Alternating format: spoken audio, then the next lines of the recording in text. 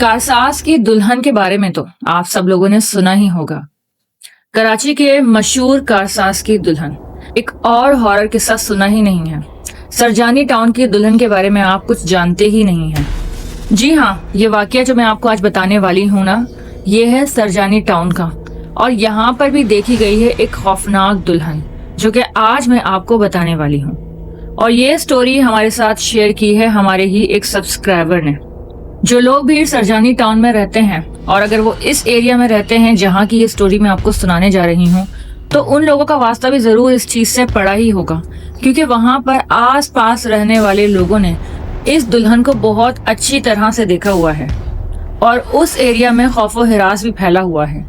कुछ लोग तो इस बात पर यकीन करते हैं और कुछ लोग इस बात को बिल्कुल ही डिनाई करते हैं। जिन लोगों ने इसको अपनी आंखों से देखा नहीं है और जिन्होंने देखा है, उन लोगों को इसको देखने के बाद उनकी हालत काफी खराब हुई है।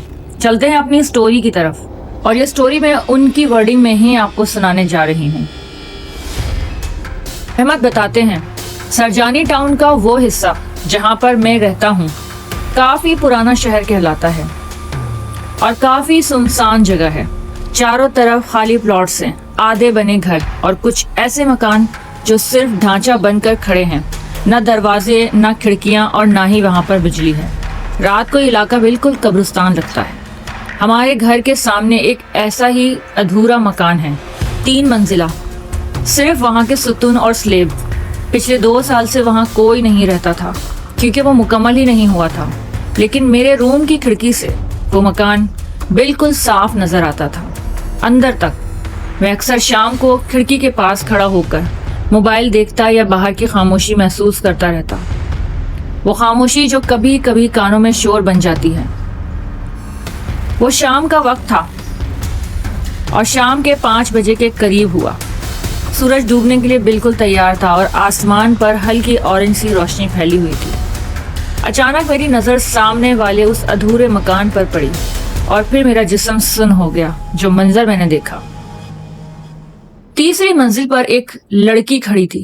पहले तो मुझे लगा कि शायद मेरा वहम है, कोई शेड पड़ रहा है या रोशनी का कुछ अक्स नजर आ रहा है, लेकिन जब मैंने गौर से देखा तो अंदर की तरफ एक लड़की खड़ी थी, लेकिन इसका चेहरा मेरी तरफ था और वो बिल्कुल दुल्हन की तरह सजी हुई थी।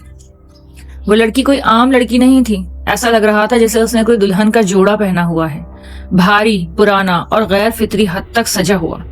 लेकिन सबसे अजीब चीज थी इसका रंग। इसका रंग बिल्कुल काला था, बिल्कुल सियाह, काफी डार्क कॉम्प्लेक्शन, ऐसा कि वो कुदरती तौर पर जैसे गहरा ना हो। इसकी आंखें बिल्कुल काली थी, जैसे आंखों में काली पुतली ही ना हो, और उसने अच्छा खासा जेवर पहना हुआ था। वो बिना पलक झपकाए मेरी तरफ देखे ही जा रही थी। उसके चेहरे पर कोई एक्सप्रेशन नहीं थे और ना ही कोई स्माइल थी। मेरा दिल जोर जोर से धड़कने लगा जब मैंने उसको देखा। मैंने चीखना चाहा, लेकिन ऐसा लगा कि जैसे मेरी आवाज ही रुक गई। चंद सेकंड के लिए वो मुझे इसी तरह देखती रही, फिर बगैर मुड़े वो आहिस्ता आहिस्ता पीछे की तरफ चलने लगी, उल्टी सिमत में, एक कदम फिर दूसरा, और अंधेरे में गुम हो गई। मैंने किसी को भी नहीं बताया। इस दिन के बाद मैंने ये बात किसी को भी नहीं बताई। मैं खुद को समझाता रहा शायद रोशनी का धोखा था, शायद किसी ने अंदर आकर कोई मजाक किया हो, लेकिन दिल जानता था कि वह सब झूठ था।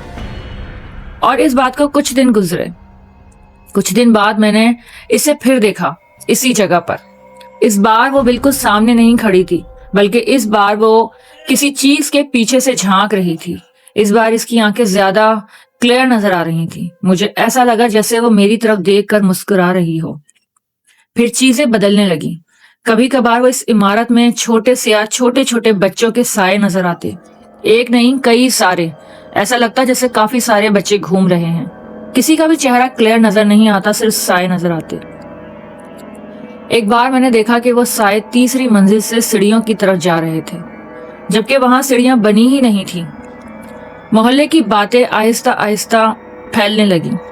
पड़ोसियों से बातचीत शुरू की। मैंने उन लोगों को इस बारे में बताया कि एक औरत है, तो उन्होंने भी कहा कि हाँ, हमने भी यहाँ पर इस खाली बिल्डिंग में एक औरत को देखा है। बराबर वाले अंकल ने मुझे ये बात बताई कि मेरे बेटे ने भी ये बात کہی تھی کہ جب رات کو وہ لیٹ نائٹ اپنی ڈیوٹی سے آیا تھا تب اس نے اس بلڈنگ میں ایک عورت کو دیکھا تھا جو کہ سیڑھیوں کے پیچھے سے جھانک رہی تھی، گراؤنڈ فلور والی سیڑھیوں کے پیچھے سے۔ اور اس عمارت میں بچے کھیلتے ہیں اور کئی لوگوں نے ان بچوں کی آوازیں بھی سنی ہیں اور کئی لوگوں نے ان کو دیکھا بھی ہے، جبکہ اس بلڈنگ میں تو کوئی رہ ہی نہیں سکتا، یہ بلڈنگ تو رہنے کے لائق ہی نہیں ہے۔ بس انکل نے مجھے اتنا کہا کہ تم اوائڈ کرو اور اس طرف مت دیکھنا، جب تم ادھر دیکھتے ہو اور تمہیں کچھ دکھتا ہے تو وہ چیز تمہیں بار بار دکھے گی اپنا احساس دلانے کے لیے، اس لیے تم اس طرف دیکھو ہی نہیں۔ میں نے اس طرف دیکھنا ہی چھوڑ دیا۔ میں شام کو جب اس ونڈو میں جا کر کھڑا ہوتا تھا تو میں اس ونڈو میں جا کے کھڑا بھی نہیں ہوتا تھا، اپنی ونڈو بند رکھتا تھا اور پردے ہی گرا دیا کرتا تھا۔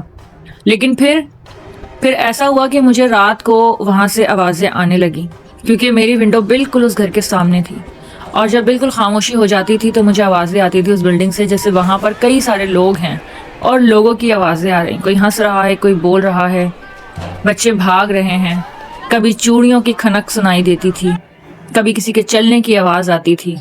مسلسل مجھے اس چیز کا احساس دلایا جاتا تھا جیسے اس بلڈنگ میں کئی سارے لوگ ہیں۔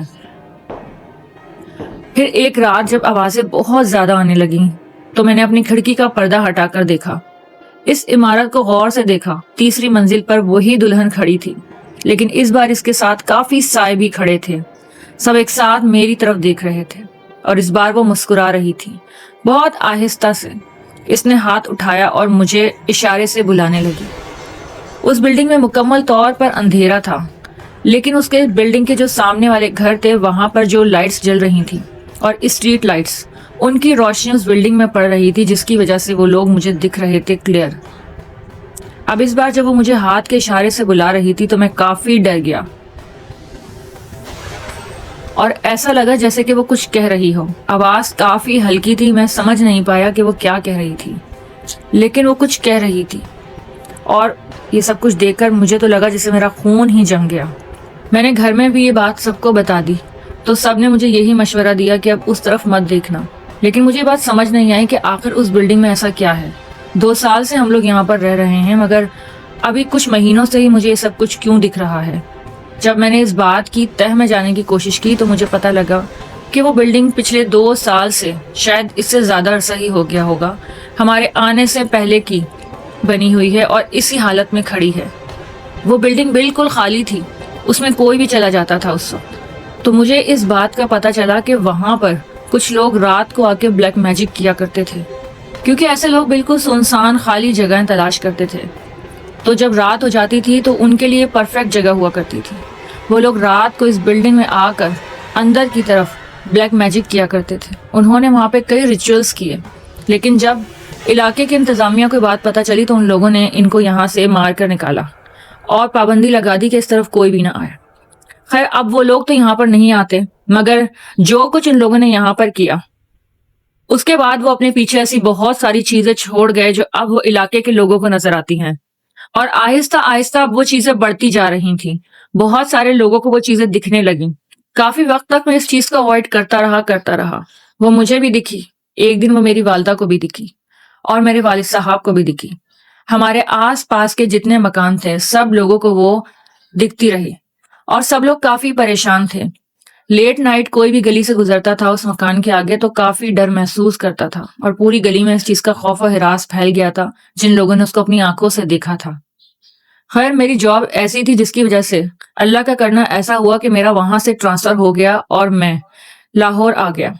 وہ گھر بھی چھوٹ گیا، اور نہ جانے اب وہاں پر کون رہتا ہے۔ ہم نے کبھی اس بارے میں پوچھا نہیں، لیکن اب ہماری اس جگہ سے خیر جان چھوٹ گئی۔ مت کی سٹوری کیسی لگی آپ لوگوں کو جلدی سے مجھے کامنٹ سیکشن میں بتائیے، اور اگر آپ لوگوں کا سامنا بھی اس سرجانی ٹاؤن کی دلہن سے ہوا ہے تو مجھے اپنے کامنٹ سیکشن میں ضرور بتائیے گا۔ ملتے ہیں اگلی ویڈیو میں، ہیر کو اجازت دیجیے، اللہ حافظ۔